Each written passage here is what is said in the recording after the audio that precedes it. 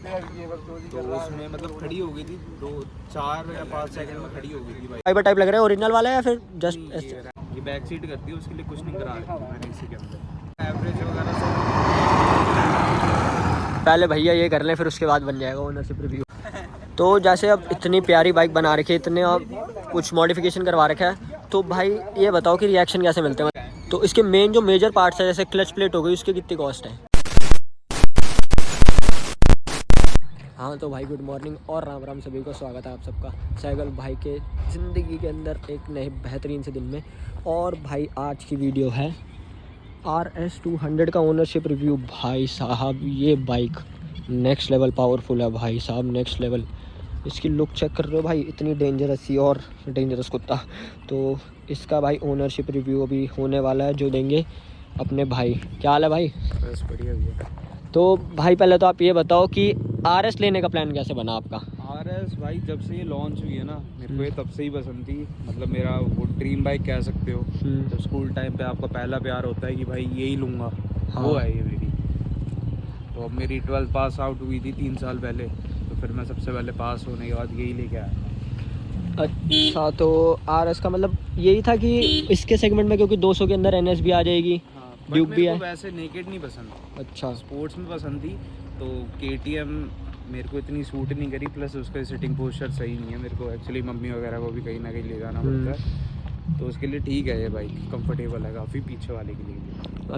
और भाई जैसे आपने बोला कि आपको RS लेनी थी सिटिंग पोस्चर, तो अगर इस ये वाली मतलब सिटिंग पोस्चर की बात करिए लिया, तो चलाने में फील कैसे? मतलब बैक में दर्द होता है या फिर हाथ शोल्डर में? आप एक रन में इसको कितना लंबा ले जाओ, कहीं पेन नहीं करेगी। BS3-4 में थोड़ी सीट की प्रॉब्लम थी, और इसमें BS6 में सीट भी सही कर दी, प्लस मैंने कुशनिंग करा ली थी इसमें।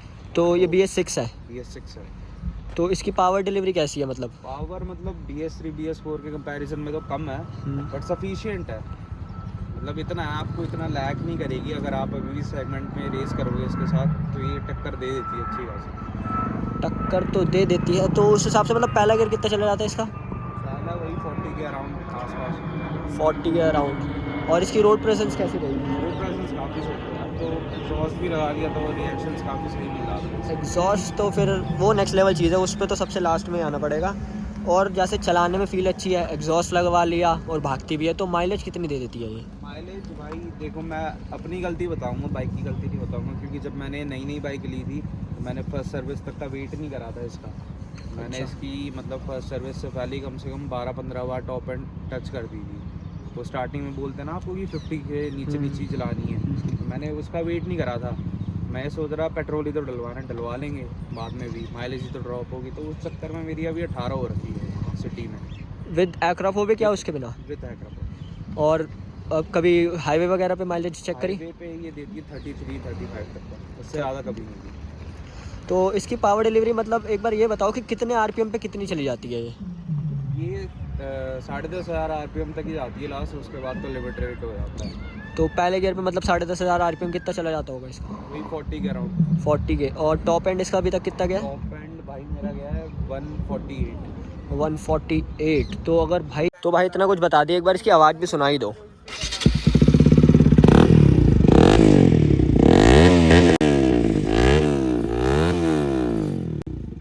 बहुत लाउड है भाई, बहुत लाउड है।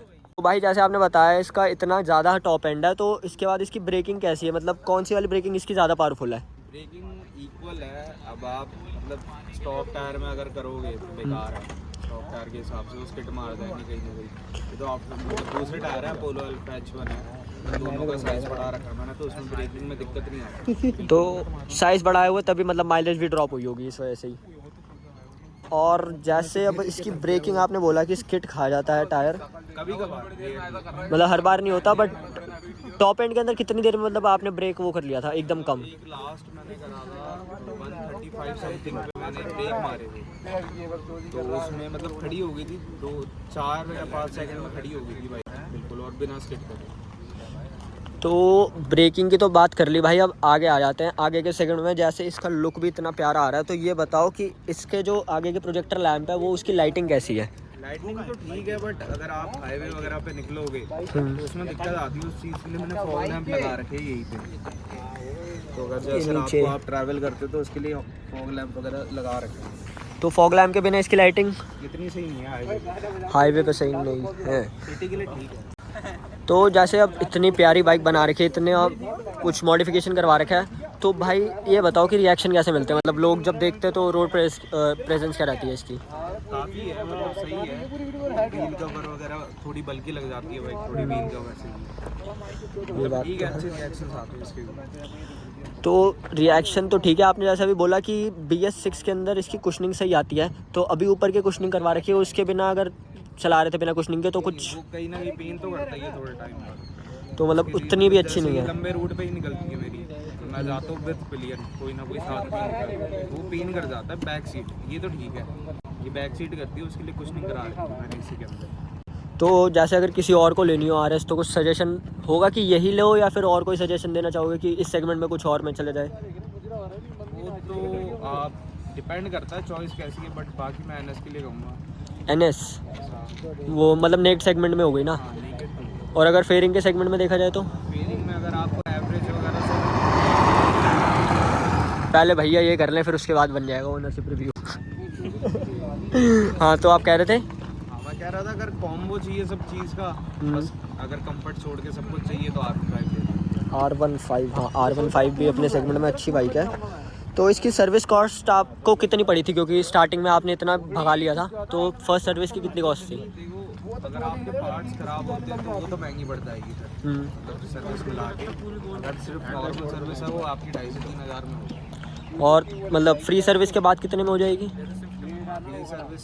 फ्री सर्विस वैसे लेबर ही होती है, लेबर तो उससे इतना फर्क नहीं पड़ता, काइंड ऑफ कॉस्ट ही मान लो आप। तो इसके मेन जो मेजर पार्ट्स है, जैसे क्लच प्लेट हो गई, उसकी कितनी कॉस्ट है? क्लच प्लेट इसकी 3,000 समथिंग, और डिस्क पैड्स? पैड्स आपके 700-800 रुपये का फिगर होगा। ठीक है। और टायर कितने तक के आपने ऐसे टायर चेंज करवा रखे, तो वो कितने तक के पड़ गए थे? 10,000 के पेयर? ये तो थोड़ा महंगा नहीं हो गया फिर? क्वालिटी के साथ आप कॉम्प्रोमाइज़ नहीं कर सकते ना। ये तो है। और बाकी इसकी ग्राउंड क्लियरेंस कैसी रहती है, कभी मतलब ऑफ रोड वगैरह ख़त्म? तो मतलब नेक्स्ट सेगमेंट में उस हिसाब से मतलब ज़्यादा ही मिलेगी, इसके अंदर फिर कमी होगी? सेम ही है फिर उससे? मैंने वो कैटलिटिक कन्वर्टर हटा रखा है इसका, तो थोड़ी हाँ, फुल सिस्टम करवाया होगा तो थोड़ी बढ़ गई होगी। और बाकी इसका मतलब कौन सा मॉडल है? 2021? और कितने प्राइस में पड़ गया थे? 2 लाख समथिंग का पड़ा, 2 लाख के आसपास ही। 2 लाख। और इसमें मॉडिफिकेशन क्या क्या करवा रखी है आपने? मॉडिफिकेशन वही मिरर, वाइजर, हैंगलेट, लीवर गार्ड्स, ग्रिप, ये हाइड्रोलिक। ये हाइड्रोलिक वर्किंग है या फिर नहीं नॉर्मल है? स्टैटिक्स के लिए। एस्थेटिक्स के लिए है। और ये लीवर गार्ड का प्राइस क्या पड़ गया था? ये वही अराउंड 700-800। 700-800। ये भी चेंज करवाया था, इसका प्राइस कितना पड़ा? 250 का ये। और फ़ोन माउंट? ये तो पता नहीं, ये मैंने ऐसे ही लगा लिया था किसी दोस्त को। और ये विंडशील्ड कितने तक की पड़ गई थी? ये भैया नहीं मानने वाले भाई, ये भैया नहीं बनाने देंगे आज ओनरशिप रिव्यू। विंडशील्ड का क्या प्राइस पड़ गया था? इसका पड़ा था 700-800। और जो इतने प्यारे ये लगा रखे ना मिरर, ये सबसे ज़्यादा अट्रैक्टिव लग रहा है पूरी बाइक के अंदर, तो इसका क्या प्राइस पड़ा था? इसका पड़ा था मेरे को 1200। 1200। और सबसे पहले जो चीज़ देखी थी इसके फॉग लैम्प्स, वो कितने तक के पड़ गए थे? फॉग लैम्प ये तो रखे हुए थे मेरे पे, मैंने ऐसे ही लगा लिए पुरानी बाइक के लिए। तो ओवरऑल तो इसकी लुक सही है। एक बार इसको स्टार्ट करना, आगे से इसकी लाइट्स भी दिखा देता हूँ।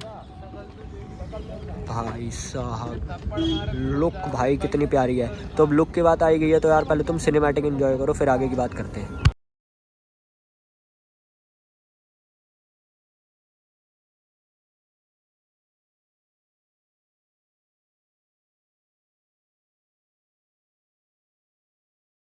हाँ तो भाई कैसे लगे सिनेमैटिक, कमेंट करके एक बार ज़रूर बता देना। और ओनरशिप रिव्यू भाई RS का बहुत प्यारा लगा होगा मेरे हिसाब से, क्योंकि मुझे बहुत लगा है, मुझे नई नई चीज़ें पता लगी RS के बारे में।